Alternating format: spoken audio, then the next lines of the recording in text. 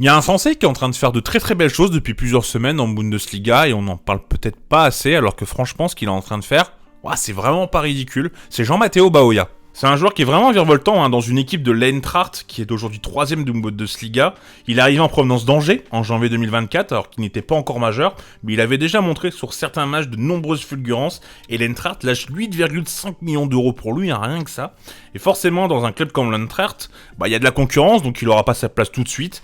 Il y a de la concurrence sur le plan offensif, mais à l'Eintracht, comme dans de nombreux clubs allemands, et c'est la force de la post-formation allemande, c'est qu'on vend un projet aux jeunes. Ils savent quel sera le chemin parcouru et comment les joueurs vont, étape par étape, devenir un joueur régulier et un joueur titulaire de l'équipe. Et ça, c'est remarquablement géré par les clubs allemands. Franchement, là-dessus, il n'y a rien à dire. Et après quelques blessures qui ne lui ont pas permis de faire beaucoup de matchs en début de saison, puis encore une fois, avec Marmouche et Kitike dans des formations bien différentes et des profils bien différents, avec un Götze également derrière ou un petit Larsson, il a pas forcément eu beaucoup de jeux, mais Dino Topmöller le fait jouer de plus en plus et depuis plusieurs semaines, l'ailier répond vraiment bien présent.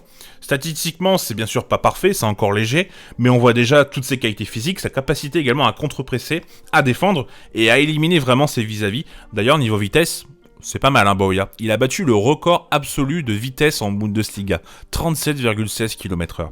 Ouais, rien que ça. En tout cas, assez hâte de suivre et de continuer un peu de suivre l'ascension de Baoya. Je pense que l'année prochaine, on verra sûrement une saison pleine de sa part. Et assez hâte de voir ça.